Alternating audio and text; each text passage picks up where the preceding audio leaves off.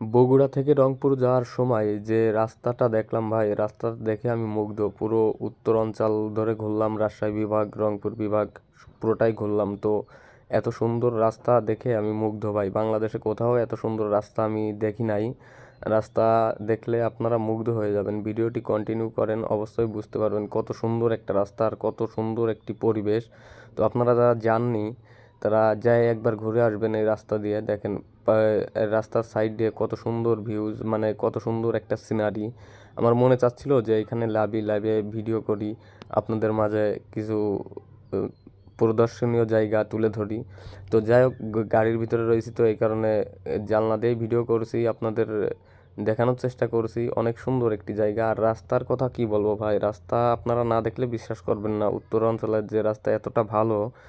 তো আমি প্রথম গেছি, তো অনেক ভালো লাগছে উত্তর অঞ্চলের প্রত্যেকটা রাস্তা। ওরা মানে রাস্তার প্রেমে পড়ে যাবেন উত্তর অঞ্চলে গেলে। রাজশাহী কিংবা আপনার এই রংপুর, যেখানেই যান না কেন, রংপুর বিভাগ, রাজশাহী বিভাগ, যেখানে যান না কেন, আপনার রাস্তার প্রেমে পড়তে হবে। এত সুন্দর একটি রাস্তা।